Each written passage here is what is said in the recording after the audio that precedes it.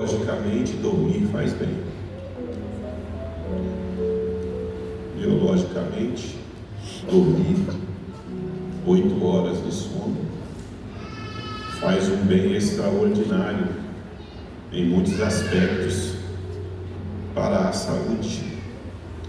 8 horas bem dormidas de sono faz muito bem em vários setores da nossa saúde. Eu gostaria nesta noite de trazer algumas coisas aqui concernente ao sono que nós precisamos observar, tá? Pastor, há 3 condições sobre o sono que eu gostaria de trazer à sua atenção. A primeira é que tem gente, Silvia, é a primeira condição do sono. Não estou falando como regra, tá? Estou falando que são condições do sono. Eu poderia falar de muitas coisas sobre o sono na Bíblia, mas eu escolhi algumas da qual o Senhor me queimou o coração. Eu vou trazendo aqui. Eu sei que na mente sua vai falar porque não falou disso, daquilo. E há uma regra da oratória que diz: é errado aquele que quer pregar tudo em uma única mensagem. Então, vamos naquilo que Deus deixou. Há 3 condições do sono, apesar dele ser bom, apesar de o sono fazer bem para a saúde, e a medicina diz que o sono reparador tem que ter no mínimo 8 horas. Porém, há algumas condições do sono em algumas pessoas que deveria chamar a nossa atenção. A primeira delas é gente que dorme com facilidade, né? Tem uns que deitou, dorme, sentou, dorme, e uns que estão dormindo agora enquanto eu falo. É forte, Jesus. Desperta, Pai. Então, assim, né? Tem gente que é assim. Se entrar no ônibus, sentar, dorme. Tem um que eu vou privar o nome, mas não pode entrar no carro. Quando você liga o carro, ele já está dormindo. Não dá nem tempo do carro andar. Basta ligar o carro. Eu não sei como é isso, não é automático. Mas eu não vou revelar quem é ele, não.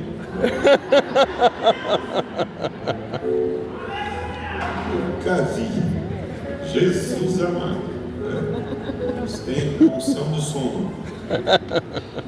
Uma outra coisa que nós devemos observar sobre o sono é aquele tipo de gente que dorme nos momentos mais impróprios, né? Onde ele não deveria dormir, ela não deveria dormir, mas dorme na hora errada, né? E acontece. E a terceira condição é aquela pessoa que dorme tempo demais, dorme muito, né? Dorme exageradamente. Então são condições do sono que nós acabamos vivendo. Estou falando isso aqui de maneira biológica, né? Mas o texto que nós temos aqui, e é isso que eu quero lhe falar, e não fique pasmado com o que eu quero lhe falar, mas eu quero lhe trazer uma palavra sobre letargia espiritual. O que é isso, pastor?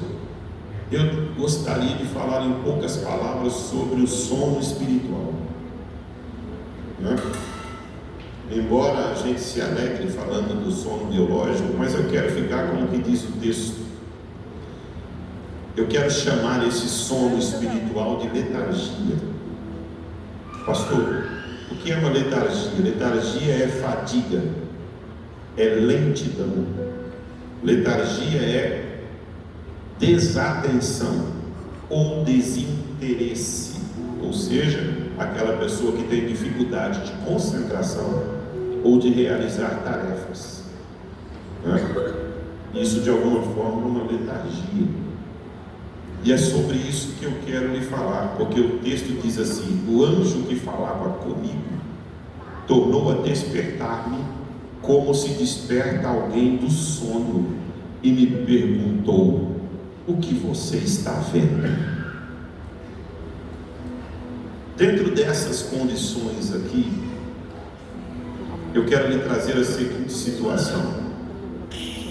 O profeta Zacarias, no texto que lemos, ele está dizendo que entre a quarta visão, que é a visão do sumo sacerdote Josué, e a quinta visão, que é a visão do candelabro de ouro, entre essas duas visões, ele diz que ele foi tomado de um sono, dormiu e tornou a despertar, porque o anjo despertou. De alguma forma, esse texto está falando para nós aqui que o profeta está tentando chamar a nossa atenção, porque ele foi despertado de uma sonolência não orgânica, mas uma sonolência espiritual.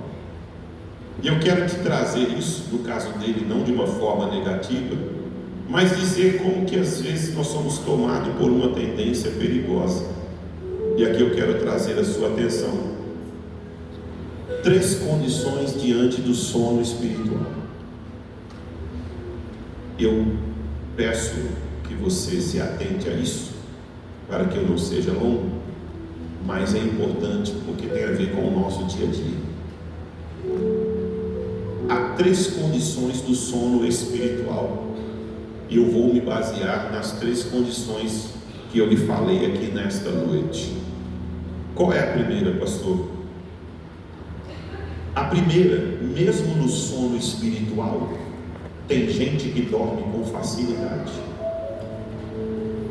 E eu trago a tua lembrança de um profeta histórico, pitoresco pela história, mas profundo na verdade, que é o Jonas, da qual o Senhor falou para ele: Jonas, vai a Nínive, prega aquele povo, porque eu não vou aniquilar uma nação, um povo que não sabe discernir nem a mão direita da esquerda, então eu vou usar de misericórdia, vai lá e prega. Mas o Jonas, tomado de um sentimento pessoal, achou que aquele povo não merecia misericórdia, foi até Jope, achou um navio que ia para Tarsis, comprou a passagem e entrou nesse navio e foi embora. O texto vai dizer para nós que enquanto o navio viaja, Deus, não se agradando da postura do Jonas, permitiu um forte vento, de maneira que caiu. Depois do vento veio uma tempestade junto com ele, e a tempestade estava avassaladora, balançando o barco de um lugar para outro, aquele navio, aquela embarcação. E o texto vai dizer que por causa do desespero, agora os marinheiros estão tão preocupados devido à dificuldade que a tempestade trouxe, e no meio dessa preocupação eles vão tomar algumas ações e algumas atitudes. E de alguma forma eu gostaria que você entendesse aqui: eles vão encontrar o Jonas, e quando encontram o Jonas, eles encontram o Jonas dormindo, e dormindo profundamente. Porque tem gente que dorme com facilidade. Como? A pergunta que não quer calar: como é que se consegue dormir fora da vontade de Deus? Meu Deus! Como é, Elias, que se consegue dormir fora da direção de Deus? Estou falando para algumas pessoas, e quando eu falo a você, não me privo disso, porque a sonolência espiritual de alguma forma pode apanhar a todos nós.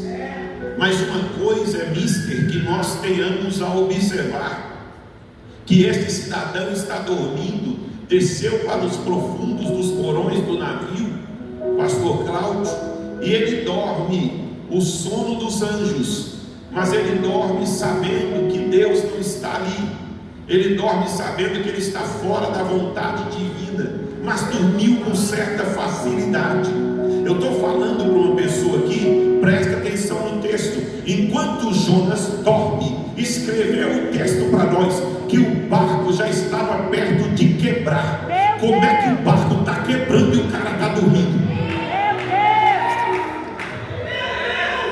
estou falando nesta noite para mim e a você, que nós possamos entender. O que é isso, pastor? A casa está caindo, a situação está difícil, o relacionamento está abalado, os filhos estão se perdendo, o marido não quer nada com Deus, a esposa está ficando distante, a saúde está indo embora, o dinheiro está se perdendo, a vida material está se acabando, a prosperidade está se esvaindo, e tem quem consiga dormir.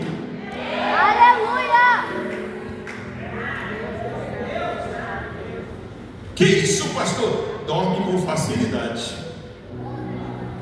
A vida está perecendo, o barco se quebrando, porque o barco é o símbolo da própria vida. O barco está se quebrando, os relacionamentos estão ficando conturbados, o casamento está conturbado, a situação está ruim, a vida espiritual está se esvaindo, não consegue se concluir nada na vida, muitas coisas à volta dele e à volta dela se perdendo. Mas vai ver esse cidadão dormindo. Quem está comigo? Aleluia! Eu gostaria que você entendesse isso. O barco estava a se quebrar. Está no texto. O barco estava quase se quebrando, de maneira que os marinheiros, para não perder tudo, começaram a jogar as fazendas fora, para o barco não afundar. Tem gente perdendo fazendas, perdendo bens, e às vezes não é dinheiro, porque o bem maior que temos são pessoas. Tem gente perdendo pessoas, perdendo coisas, perdendo situações, perdendo a própria vida, mas consegue dormir. Quem está comigo ainda? Eu gostaria que você percebesse esse detalhe. Talvez o Senhor nos configurou esta noite para dizer a mim e a você, porque nós possamos estar passando por um estágio de dormir com facilidade, com o barco quebrando e as coisas se perdendo. A segunda condição do sono é dormir nos momentos mais impróprios. Foi quando Jesus disse assim: vem comigo no Getsemane. Ele chamou os 12 discípulos. Quantos chamou? 12. Ao que parece, ele deixou 8 na porta do jardim. Ele levou 3 mais para dentro: Pedro, Tiago e João. Ele levou 3 mais para dentro e ele ia se afastar ainda um pouco mais a um tiro de um estádio, um tiro de pedra. Mas antes de se afastar, olhou para Pedro, Tiago e João e disse assim: vocês fiquem aqui e velai comigo, orem comigo. E ele se afastou para orar. Quando ele voltou da oração, depois de clamar ao Pai, dizendo: se for possível, passa de mim esse cálice, mas todavia seja feita a tua vontade, Jesus estava configurando, e aqui eu vou falar como Jesus humanamente falando, estava configurando que enquanto ele está clamando, na retaguarda tem gente também clamando. Mas quando ele volta lá, os bonitão estão tudo dormindo, com os olhos carregados de sono. Eu gostaria que você percebesse, quem está mais ou menos captando o que eu estou falando aqui? Há 2 coisas que eu queria te trazer disso aqui. Porque às vezes dormimos nos momentos mais inapropriados. Jesus está contando que na hora mais difícil, porque, varão, o texto vai dizer assim, que quando Jesus entrou no Getsemane, 12 ficou na porta. Claro que o texto não fala literalmente, mas é o que dá para entender. 12 ficou no perímetro da porta, do início do jardim. 3 foi mais para dentro. Enquanto ele está andando com os 3, o texto diz assim: e ele começou a entristecer-se. Ou seja, Jesus está demonstrando tristeza caminhando com os 3. Como é que alguém pode ver Jesus triste? Marcos diz que Jesus começou a ter pavor. Eles estão vendo Jesus triste, caminhando já. E E aí Jesus está dizendo assim: me apoie agora, porque a hora maior da humanidade chegou. Meu Deus, misericórdia, Jesus. Fica comigo agora, porque é agora que eu vou sentir o peso de todo mundo. Mas me ajude em oração, eu preciso de apoio. Eu preciso de alguém que esteja comigo no meu pior momento, na hora mais apertada da minha história. E ele está pedindo para 3, orem comigo, mas quando ele volta lá, vai dizer o texto para nós, da sua primeiro retorno, os olhos deles estão carregados de sono, e eles estão dormindo, e Jesus os despertará. O que é isso, pastor? Ei, querido, Pedro, Tiago e João é o símbolo da eclésia, da comunidade. Jesus está na companhia da comunidade da igreja, mas a igreja está dormindo. A primeira coisa que eu vejo aqui é uma igreja dormindo enquanto tem gente chorando, é uma igreja dormindo enquanto tem gente